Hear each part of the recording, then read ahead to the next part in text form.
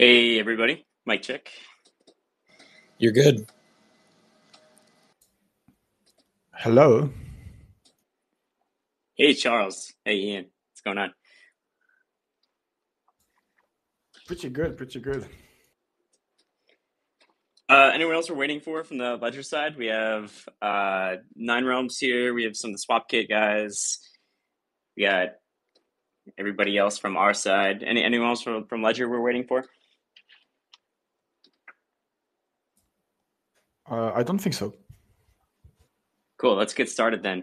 Yeah, let's just do a quick intro first off. So I'll start off. I'm Tyler, FamiliarCow from the Nine Realms team. I do BD for Nine Realms and for THORChain.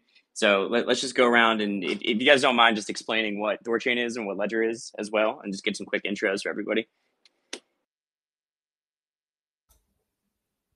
Sure. I'm starting. So Charles Guillemet, I'm CTO at Ledger. My background is cryptography and security. And I discovered Bitcoin in 2011. And I joined Ledger in 2017. Happy to discuss about Ledger and THORChain, obviously. Hi, Jim. I'm Oleg. I work at SwapKit, and I was working on the integration of SwapKit, THORChain, and Ledger. Hi, nice to meet you again, Charles. We met a couple times, probably using my real name, though, at a few conferences. Nice to chat with you guys again, and yeah, looking forward to this space. I'm Gavin, CEO, founder over at Nine Realms. I've been building on THORChain for the last 5 years. And yeah, I've been building in crypto infrastructure for the last decade. Great to talk to y'all. I'll jump in. Hey there, Ian Rogers. My title is Chief Experience Officer at Ledger, and that's because, as we know, experience is challenging in crypto, but our goal is to make anything you want to do with your digital assets easier to do with a better user experience without ever compromising on security and self-custody. And that's what we wake up every morning trying to do.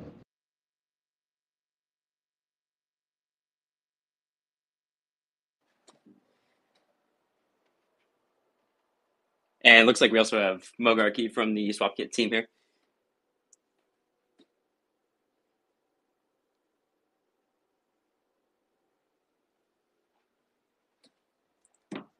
Moog, your mic might be broken. Can't hear you. Okay, yeah, I wasn't sure if that was just me or not. I didn't want to speak over him. Now, thanks for coming, everybody. All right, let's just get started. Just a quick intro on like what THORChain is, what SwapKit is, and then what the collaboration is between SwapKit, I think we might THORChain, have some and audio Ledger. issues again. Is anyone else? There you go. I can hear you, PaperX.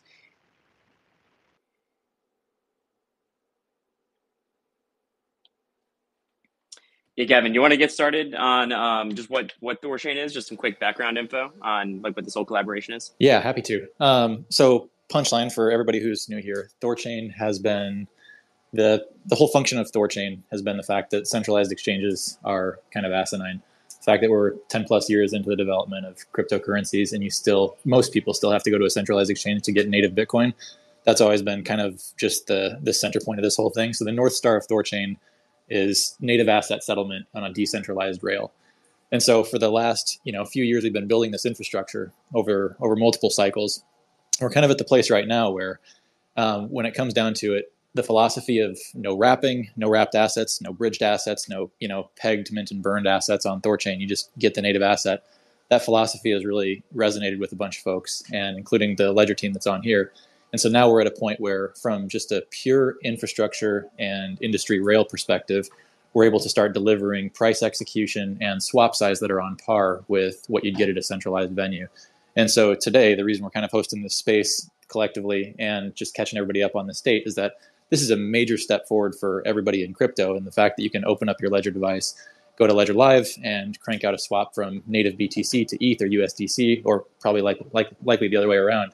And you can do that at size. A few $1 million a pop. You can fire a trade in, and you can have execution that's on par with Coinbase or Binance. And so we're kind of at a place as a network where the last 5+ years of building and just chewing glass in terms of the cryptographic primitives and the vaults and just the things that everybody who's familiar with the network has seen us go through.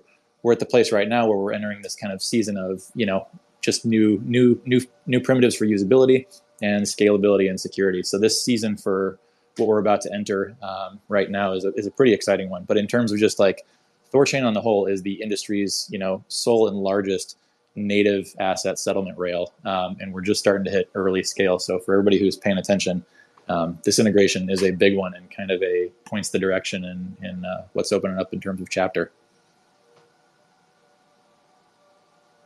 Awesome. Thanks, Gavin. And Mogarchy or Oleg, do you mind just giving some quick background on what SwapKit is and how SwapKit plays into the whole swap integration here? Absolutely. So SwapKit basically is a suite of software, in this case, an API that service and make sure that the THORChain layer can communicate the way Ledger expects it to. So Ledger Live has a specific user experience, a pretty good one, in my opinion. And basically, yeah, THORChain is just the protocol. So we build the layer in between that makes sure that the communication between Ledger Live and THORChain goes smoothly and that the users can get the user experience they're used to.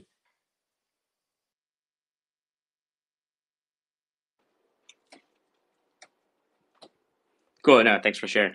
Let's go to Ledger. I really want to hear more about just because you guys have been, in the game for a long time, offering like a lot of different products, hardware, wallets, and then software on top of that through Ledger Live. So I kind of want to go into what the process is, figuring out your guys' roadmap and like what the decision making is between, having this product and then deciding to offer decentralized swaps through THORChain's native asset rails.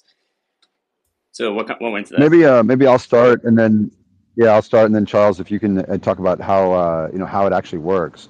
But because on the philosophical side, like I said at the top, our goal is to allow users to do anything they would like to do with their crypto easily, without compromising on security and self-custody. And we know that that's pretty challenging because there's a wide range of things that people want to do, with their crypto, and it really, and also many different types of users.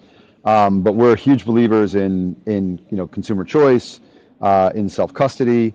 We think if self-custody, then security is absolutely paramount. We also think that if the users are in control, that also means privacy. At the same time, we're trying to participate in the growing of the industry overall. We think this is the future, and if you look, there are maybe there are 500 million people in crypto overall, but there are probably fewer than 10 million people that are in secure self-custody. And generally speaking, there's only like two sane solutions. Like one is a trusted custodian, but like name 5, right? And then the other is secure self-custody. So we're obviously secure self-custody maxis, and that's what we try to do. But then you want to be able to do all the things you want to do with your crypto from secure self-custody. And ideally, you'd like to be able to do it in a permissionless and decentralized way.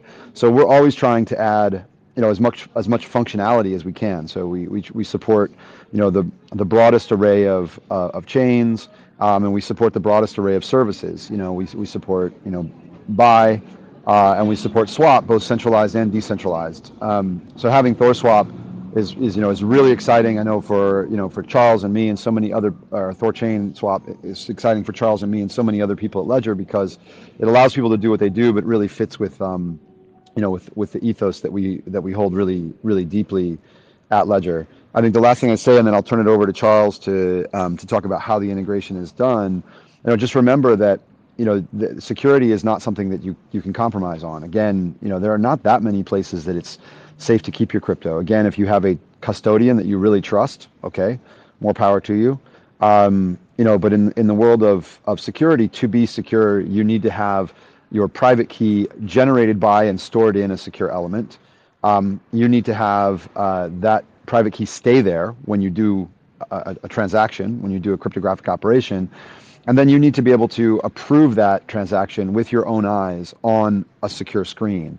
And Ledger architecturally is the only wallet that checks all of those boxes. And Charles could talk more about the specifics if people are curious, but that's not my opinion. That's a scientific fact. So putting that together with the capabilities of THORChain is pretty damn exciting. Charles? Yeah, thank you very much, Ian. as you said, Ledger never compromise with security, and with this in mind, we are trying to have the best possible UX, and we are continuously improving on the UX side. Also on the security side, security is not something static. We always need to raise the bar for security.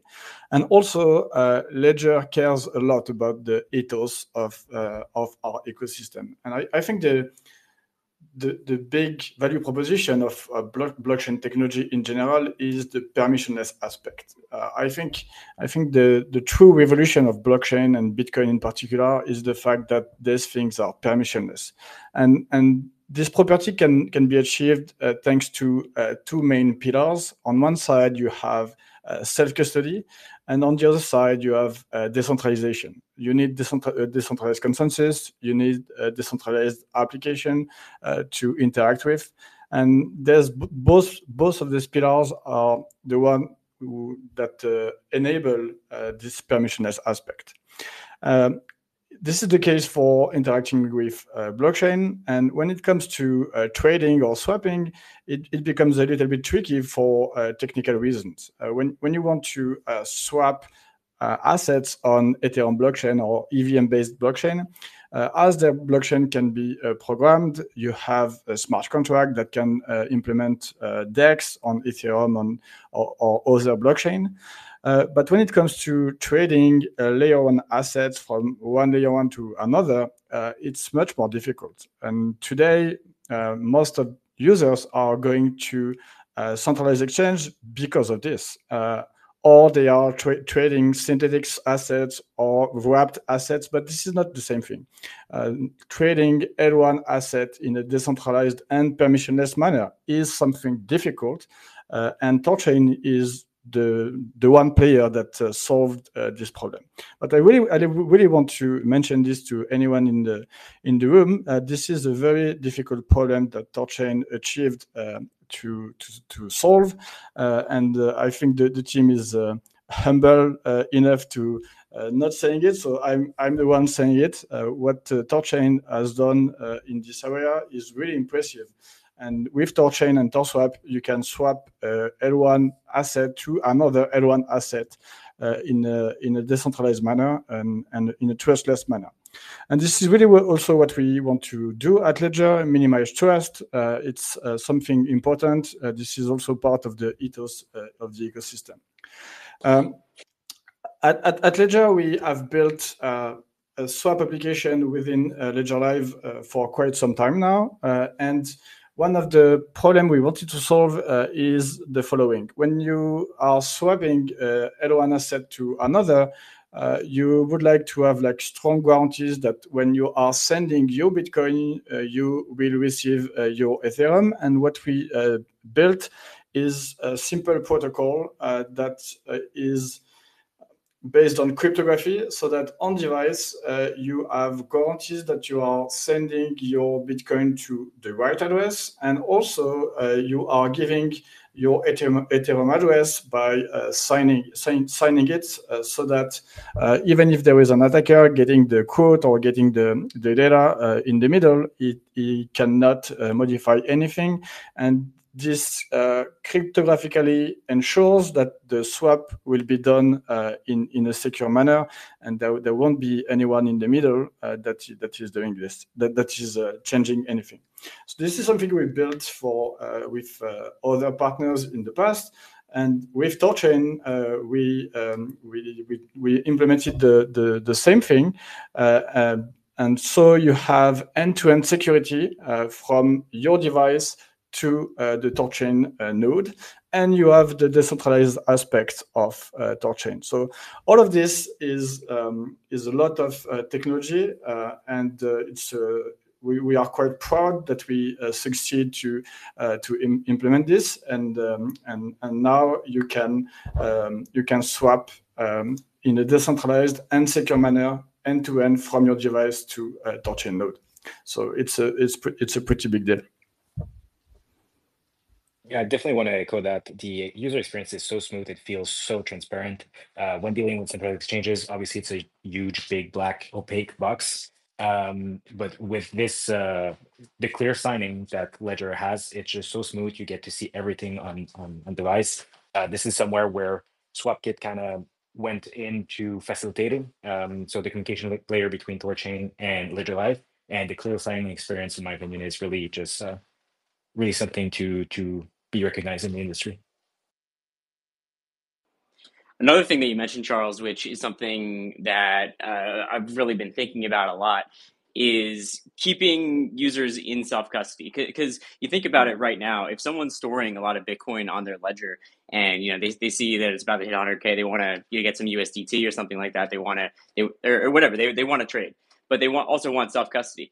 They have to leave their ledger device. Like they have to send their coins from ledger to their favorite centralized exchange, make the trade, and then maybe cash out to a bank, maybe get another stable coin to bring back to their wallet. It takes them out of the wallet. And the whole point of this integration is that it brings everything directly into the wallet, where someone can easily say, I have this, I want that, and they can do it all in a secure way without ever losing self-custody of their assets, without having to send it to an exchange, without having to sign up for an account or anything. Permissionless trading from your ledger device, which is the real innovation here. You keep them in the app itself, and it keeps the user in ledger using ledger vetted products. It's a really great experience that you guys are building out. And one of the things I think about along those lines is, because I always thought of Ledger as a hardware wallet company, but as I see more of what you guys are doing, it's more of a hardware wallet company attached to this big software company that's actually delivering DeFi products to the users, like where they are in Ledger Live. So I'm wondering what you guys think about that, the Ledger business, hardware company versus selling DeFi and self-custody. I think it'd be great to have Charles address that, because I think coming at it from the first principles of security and self-custody is the right way to come at it. I joined the company in January of 2021, and we had 0 services at the time. I think we had 1 buy integration at the time. And now you're right. These services are a big part of what we do. We worked really hard over the last 3 years delivering these new products, Ledger Flex and Ledger Stacks. And the point of that was to bring a better user experience. You've got these touch screens instead of something that looks like a USB stick. It looks like kind of a mini Kindle from a form factor perspective, which and makes sense because you're doing more and more complicated things, and you're signing more and more complicated transactions. So you need a better user experience. Also, for new people coming into the space, let's assume, retail is finally here. We're going to get an influx of several 100 million new users. Pushing OK with 2 thumbs is not really the user experience of the future. So, we tried to push that forward. But now that we're shipping Ledger Stacks and Ledger Flex, that's sort of a new platform. And yeah, building out the operating system on the device as well as the services within Ledger Live is a huge push for us. But we're also doing that, like I said, from the first principles of security and self-custody. And I'd be interested to hear Charles talk about how we approach that. And because I think oftentimes we say no to opportunities because they compromise on either security or self-custody. But we're always trying to push forward anyway. So Charles, how do you think about the sort of software hardware split with Ledger at this point? Yeah, definitely. So security, self-custody, permissionlessness, these are the North Star that we have in mind all the time. And as you mentioned, if each time you want to trade or to swap or anything, you have to go to a centralized exchange, then it decreases a little bit the value of self-custody. So self-custody is something that you want to have all the time. You really want to avoid the FTX type of event when the market is high. So staying in self-custody all the time is really what we want. And this is the promise that we succeed to fulfill with the THORChain integration in particular. And to the split between hardware and software. for me, this is not hardware versus software, as you could mention at the beginning. I think the hardware is the necessary brick to have the security layer, and there was no way, there was no other way to have a high level of security if you don't have a specific device for security. And we have built this device with secure elements, smart card technology, the type of circuit you have in your banking card or in your passport. We have built our operating system inside this hardware, and this is really the security brick. With Flex and Stacks, we have improved the user experience on this security brick, but then you need to interact with the rest of the ecosystem. And this is the reason why we started to build Ledger Live, and I think we started to build it in 2019, maybe 2018. And since then, it grew a lot from a simple portfolio, because you also need to see your assets, to receive and send. At the beginning, that was mostly this with Ledger Live. Then we understood quickly that the ecosystem is not only about holding assets, but also interacting with different protocol, with different blockchain, with different services, and using your device, you can connect to any blockchain, and you can buy, sell, swap, stake, and earn. These are the different services that are integrated within Ledger Live, and Ledger Live has become a real gateway to your Web3 experience. And when we are interacting the services, we always have in mind the ethos of the ecosystem. Is this service secure enough for our customers? If it's not, how can we work with them in order to create end-to-end secure experience? And also, is this service compatible with the ethos of Ledger and also of the ecosystem as a whole? These are the things that we have in mind when we are integrating a new partner, and that was definitely the case with THORChain. And when we started to discuss together, that was really easy to modify and to add the security brick that we have implemented in the swap. So we are really proud to have done this integration.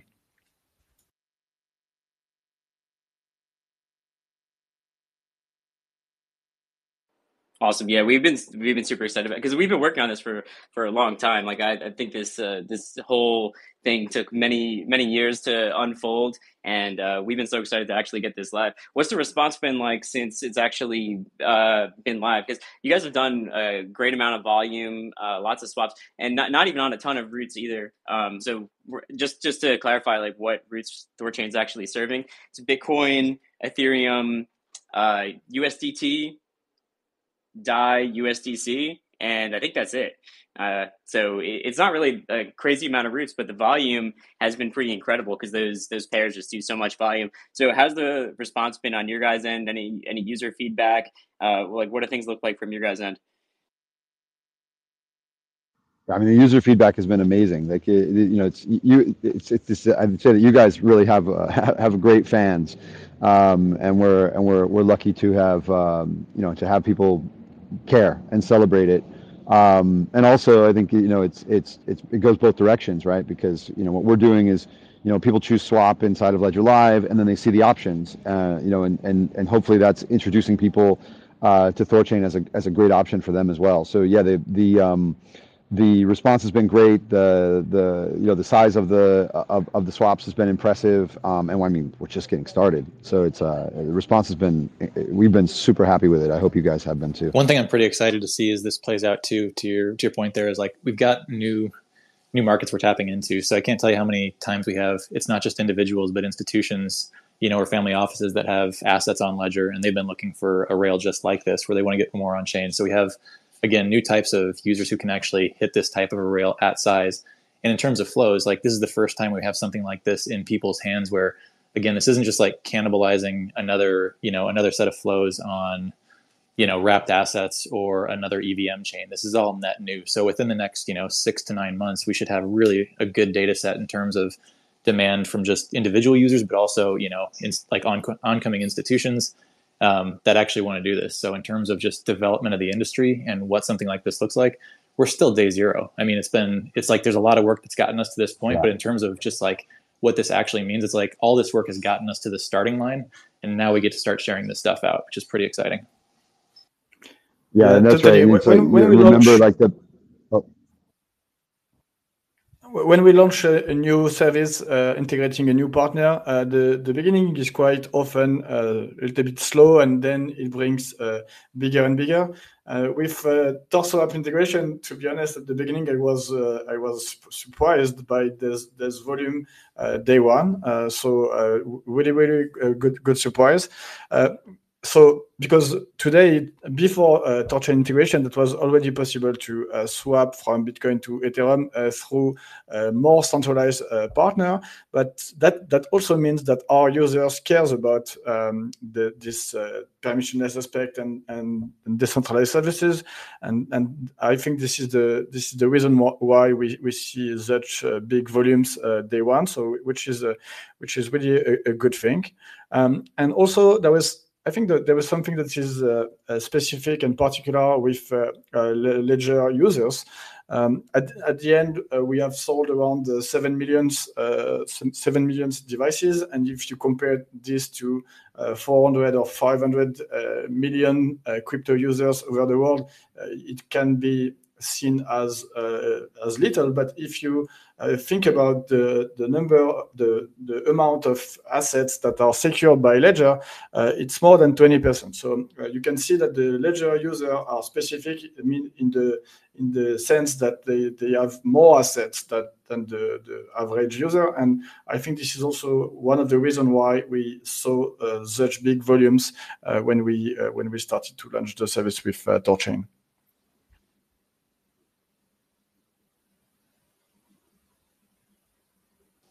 Man, I just want to piggyback on that. For anybody that's listening, this is an important bit to hit. When you open a rail up like this, like people look at existing industry volumes on DEX rails and the percentage it takes, and they just think about like, this is where we're competing, but that's just not the case. This is just net new addition for the industry. And when you do something like this, the volumes show up. So when people are asking about demand and metrics and things like this, again, we're not comparing this to your average, DEX that's just competing over EVM volume.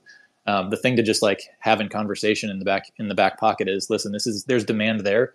We don't even know how to quantify all the demand. The demand that's present is already existing on sexes.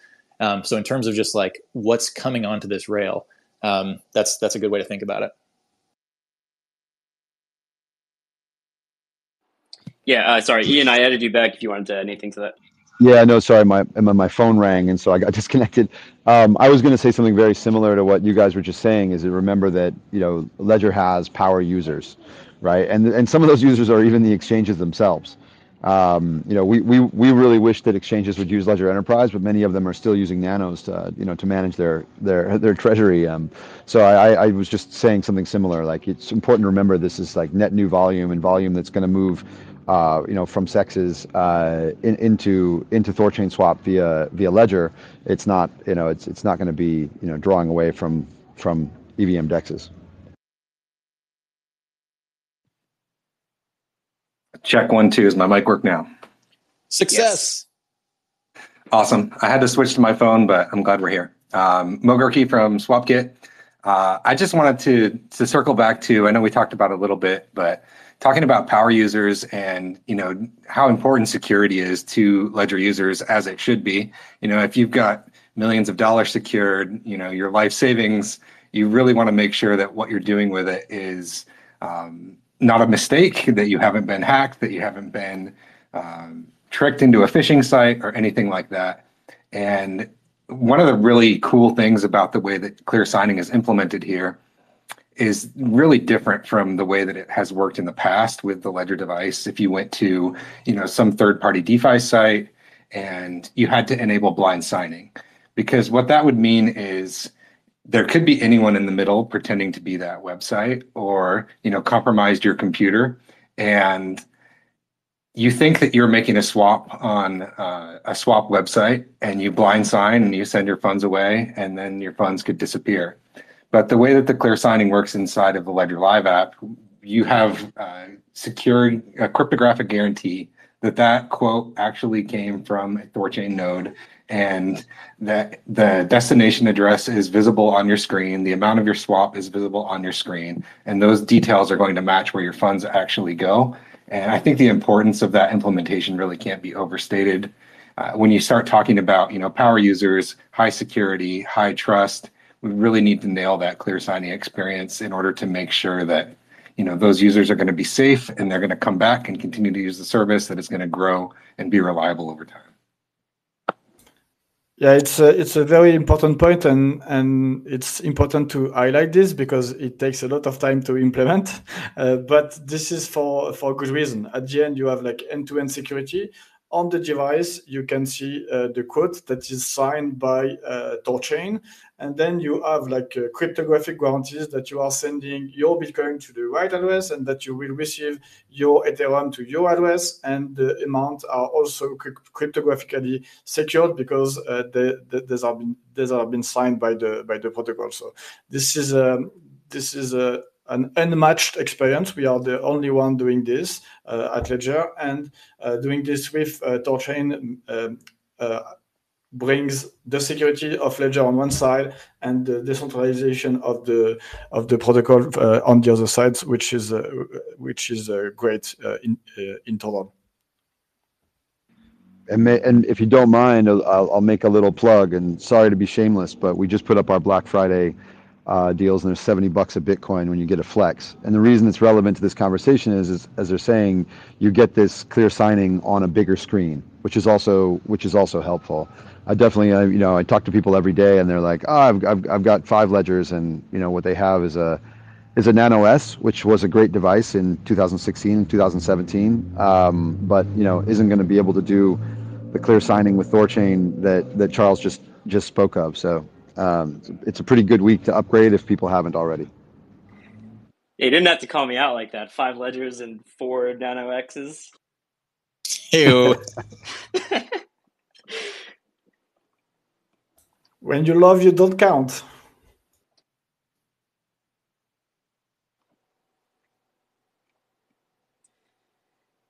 So, Oleg, I kind of want to ask Oleg some questions about the actual integration process. So, how did you find out how I was working with the Ledger team? Any experiences you want to share from the actual getting the work done?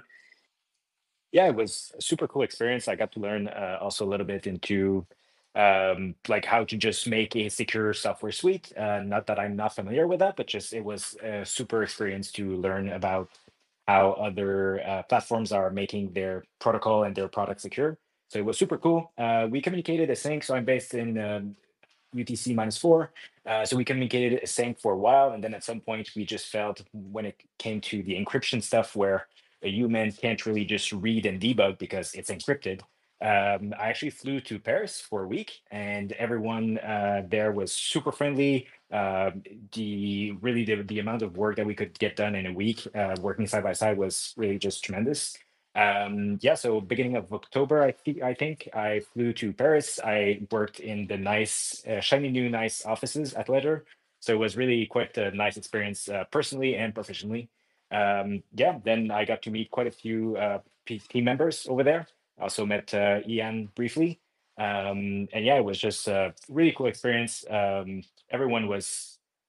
It really looked like a team that cared about what they were building. And also it was just a very nice experience. A bit jealous.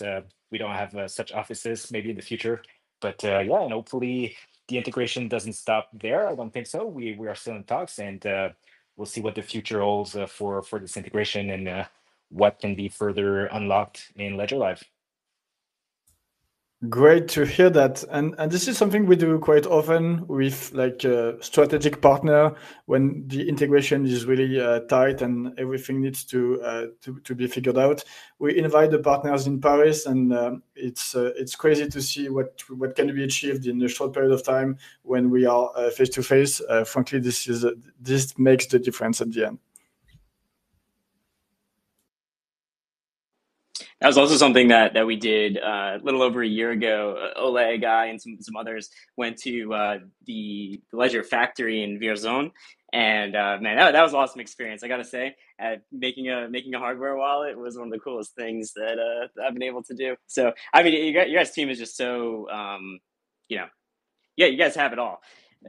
Great team and a great community of builders around. So like, we're definitely very happy to be a part of that developer community for Ledger.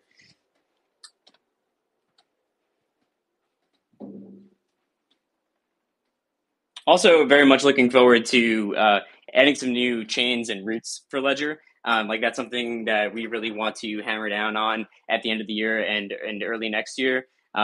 Just as THORChain network, and the Nine Realms team is working on adding Base very soon, as well as Solana and other chains. So I know all of these have been very highly requested by Ledger users and the team.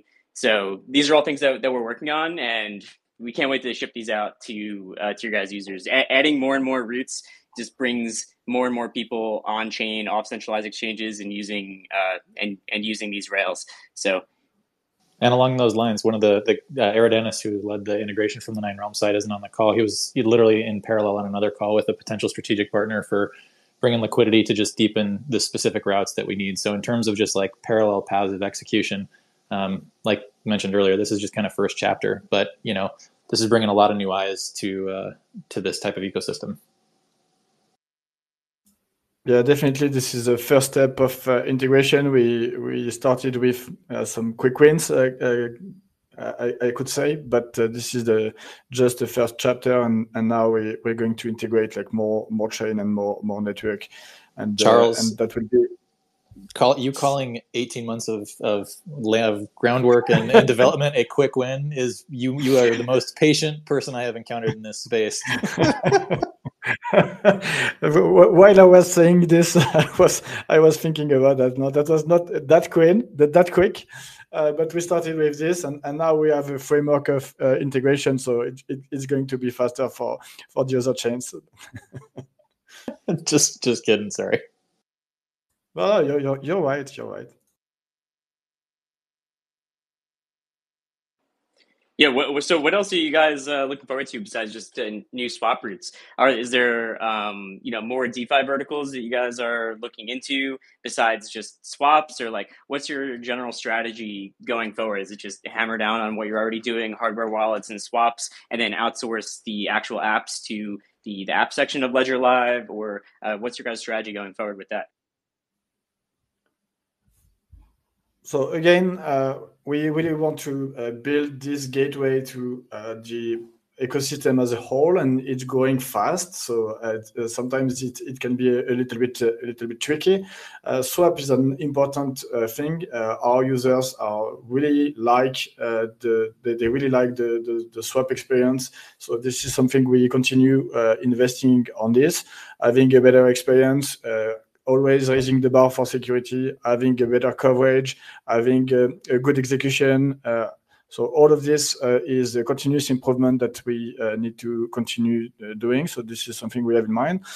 Also, staking is something important for our users. So they like staking. They like liquid staking as well. So these are things that we have integrated recently, and we are continuing integrating new chain for staking and so on. Earn is another thing that is important, especially on the EVM. Experience around having yield on your stablecoin or other assets is something that is really asked by our users. So this is something that we are that we will continue to integrate. So this is also part of it. Buy and sell to be improved. So again, having a one-stop shop gateway to this broader ecosystem is something that we are targeting to do, and it's difficult because the ecosystem is growing fast, and which is great. We see more and more blockchain, more and more protocol, more and more apps, and the idea is to provide our users the security brick with the device and the user experience with the device, obviously, but also with the Ledger Live gateway. So this is what we try to. Hey, Charles. Yes. Maybe you could just briefly touch on the clear signing roadmap as well as the keyring protocol roadmap. Yes, sure.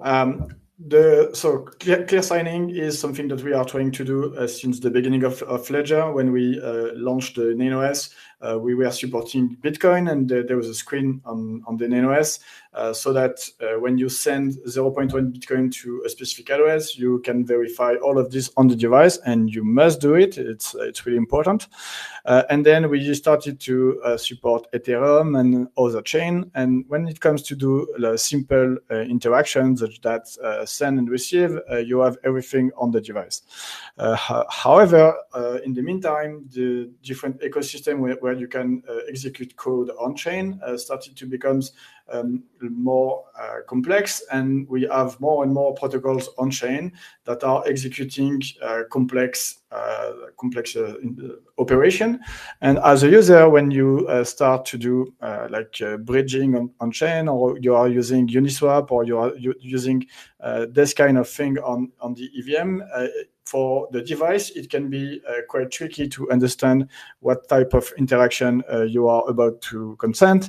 And the idea for us is to provide the users with all the information so that he can understand that he is either minting an NFT or swapping something on Uniswap or this kind of thing. And doing this is not something trivial, because the device doesn't have the context of what's going on the blockchain, because it's completely offline, and there is a limited capability in terms of computation, memory, this kind of thing.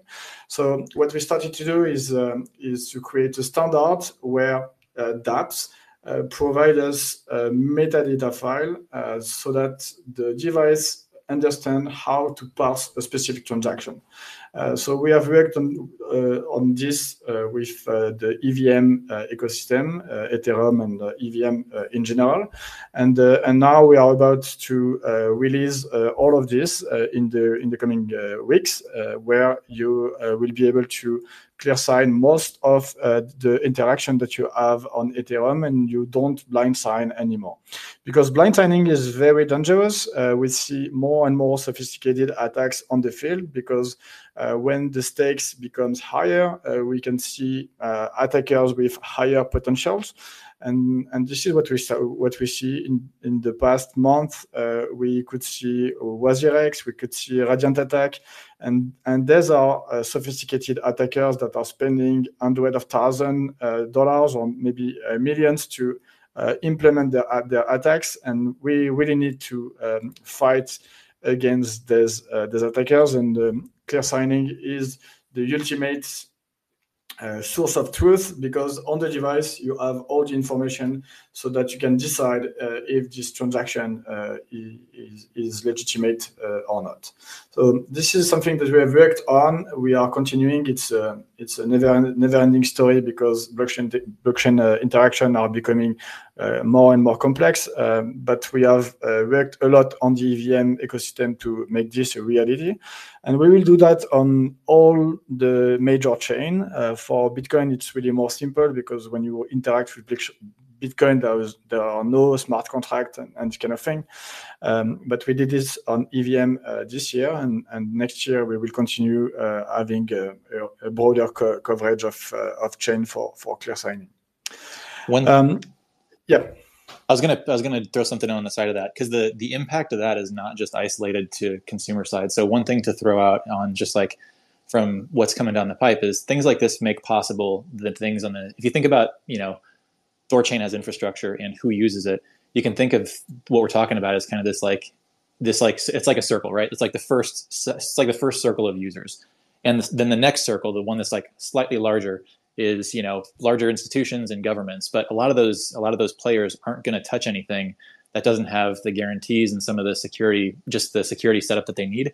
And so these primitives and these changes in experience enable an entirely new group of users. So in terms of like looking down the road, those are the conversations that we've been just having on the back burner and are now starting to warm up. So in terms of like what we can actually see is now you can have folks in the government, folks at larger institutions starting to use this type of flow, whereas before they couldn't, just because again none of the guarantees are there. And as we start to be able to make those guarantees, or as you guys start to do the legwork that makes those guarantees possible, we open up an entirely new flow to an entirely larger set of users. And that's something that, again, to everybody listening, none of that's obvious, but that's the groundwork that's being laid externally. And as we look at 2025 and 2026, you just need to look, 6, 12, 18 months down the road.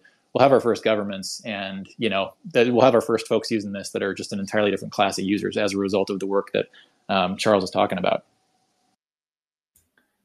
Yes, thank you for this. And also, it's a good segue to mention that we have also a B2B offering, which is called Ledger Enterprise Services, and this is really for financial institution, hedge fund, exchange, a group of people, because the big difference is when you do self-custody with your money, self-custody is quite easy to understand. So it's not your keys, not your coin, and all of this is quite simple to understand. But when you are a group of people or a company or an institution, self-custody is a little bit more blurry to define, and because you don't want to have one person, not even the CEO, to access to all the funds of the company, because those are the funds of the company, not the funds of the CEO, obviously.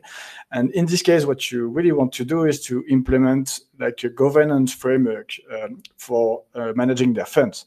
And this is what we built with Ledger Enterprise Services. This is a platform that allows company to manage their funds with security, but also with governance. So they can decide who can access to which account, and they can decide all the rules to be able to spend from this account. So for instance, they can say this operator can do transaction, but only to this specific address because it belongs to us. Or if they want to make a transaction to another address, they will have to gather 3 approvals out of 5, and one of them must be the CFO if ever the transaction is above 1 million or this kind of thing. So this is what we implemented with Ledger Enterprise Services, and the product is Ledger Vault. So because I want to mention this because sometimes we see companies that are using Nano devices or Flex or Stacks devices. These devices are perfectly secure. It's not really the question. You can store inside 1 Bitcoin or 1,000 of Bitcoin. It doesn't really change anything. But the thing is, when you put your money in a Ledger device, and you are a company, that means that someone in the company has a full access to all this coin, and that could be quite dangerous. And in terms of governance, it's a big risk, I think. So that's why I wanted also to mention that we have a solution for enterprise.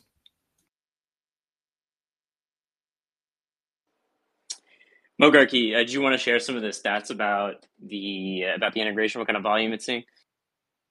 Yeah, happy to. Today is actually 3 weeks exactly since the full rollout happened for Ledger Live users. And, as we mentioned already, rollouts definitely take some time to ramp up typically. And, we are dealing with a limited subset of the assets available at this point. But I would say those things still being true, we've had a very strong success of the integration so far. As of right now, there's been over 150 million in volume through Ledger Live on THORChain. That's approximately 2,600 swaps between 2,200 unique users. And that makes the average swap size over $57,000. So we've not just seen volume coming through, but we've seen it across a wide number of users. And I think that average swap size kind of speaks for itself. It makes sense too, because you think about who's using a ledger, they're custodying, you don't put a large amount of funds on your hot wallet and then, go YOLO some trades. Like people that are holding lots of Bitcoin and want to trade it, they're probably doing it from their ledger. So it's really just meeting users where they are and just giving them the experience exactly what they want, where they are. So it's super bullish. I love that we finally got this across the line. so long in production. One thing there too, Cow, is with there was a lot of people involved in actually getting this thing across the finish line in terms of coordination and collaboration across teams. So in terms of folks over at SwapKit and the folks at Ledger and the folks on the 9R side, there were just, this wasn't like a couple of people. This was a lot of people over a lot of time making this thing real. So in terms of just like execution across an ecosystem to make something that was important and very challenging, very real, man, this is just a 10-point lift.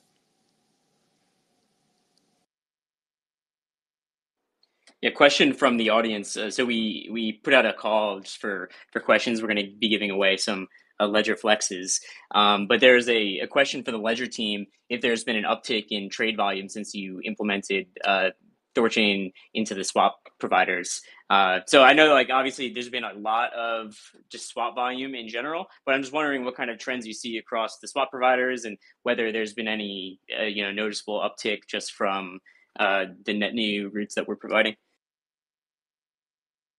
Yeah, I mean, I think you called it out with the stats that you just shared. I mean, that's all, as you said, as we talked about earlier, it's really all net new. That it's hard to separate it from the fact that the market has just also been crazy for those same 3 weeks. It's in some ways like our timing couldn't have been any better.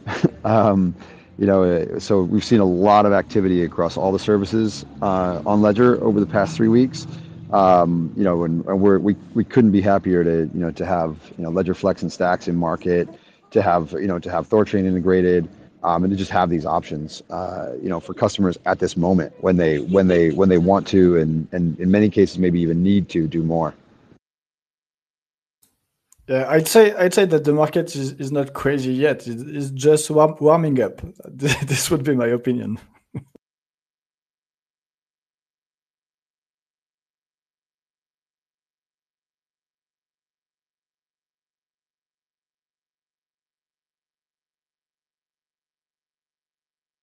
So I think you dropped off there, Gavin.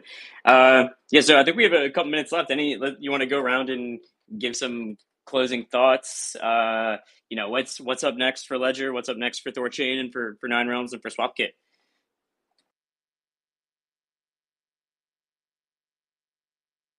Go ahead, Charles. Sure. So maybe I'd like to give like some advice to the people who are listening to us, because we are, I think, entering in a period where price could go a little bit crazy and so on. And I think it's a right moment to take a step back and to think about your security setup, to make sure that your backup exists and works. It's also a good time to think about your security practices, and always you should be cautious. Last time there was FTX, and a lot of users have lost a significant amount of money during this period. So this is something that you also need to keep in mind. And this period will be overwhelming. It will be really exciting, but just want to say that you need to be cautious. You need to verify what you sign on your device. You need to have a hardware wallet. This is really important, because when the stakes are high, attackers spend more time, more money to try to attack people, to attack protocol, to attack plenty of things. So being extra cautious is really important now. So that would be my two-set advice for finishing.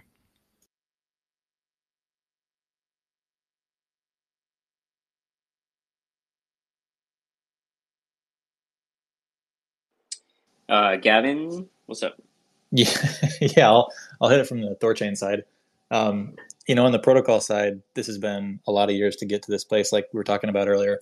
And what's coming down the pipe is extremely exciting. So finally, we're at a place where the focus continues to be volume. Like, just people using THORChain is the North Star. That hasn't changed in 4+ years, and it's not going to change. So in terms of that execution and on adding new routes, expanding chains, all that will continue to improve. So in terms of that, we got Base coming down the line, Solana work, and EDDSA signing capabilities are going to open up a slew of new chains.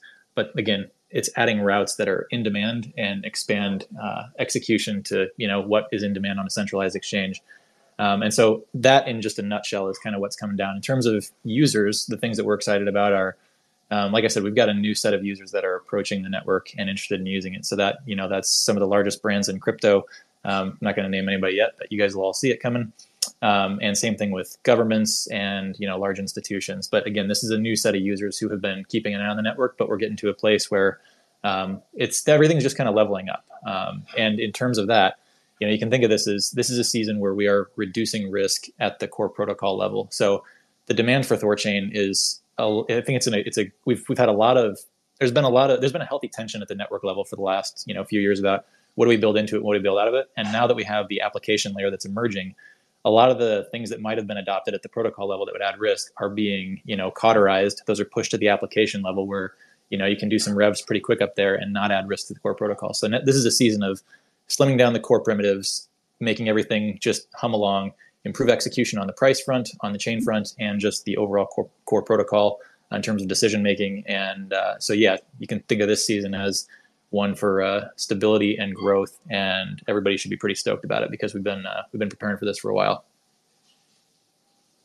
I got a quick update from Eridonis to the updated THORChain app in Ledger Live. So this is not related to swaps. This is the app that's used to actually custody Rune and assets on THORChain's chain itself. It's all done, ready to go. It should be live very soon. So we should be looking forward to that in the very near future, getting out of developer only mode and actually into the Ledger app. So also looking forward to that. I know a bunch of people have called it out in the comments, so just want to make sure that people are aware that it's coming very soon.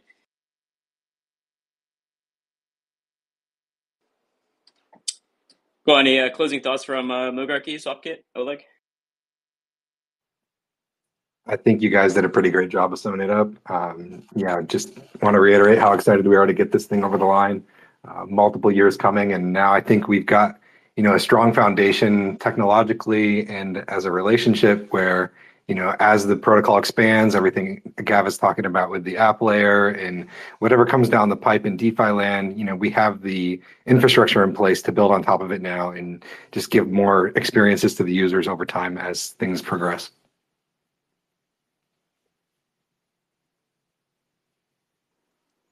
Awesome. Well, thanks so much for coming, everybody. Thanks to the Ledger team. Thanks, Charles. Thanks, Ian, for coming out. SwapKit, Mogarchy, Oleg, and Gavin from Nine Realms. Thanks for making this all happen. And Thank you, yeah, guys. looking forward to seeing where this Thanks, y'all. Keep fighting a good fight. Thanks, everyone. Thanks, everybody.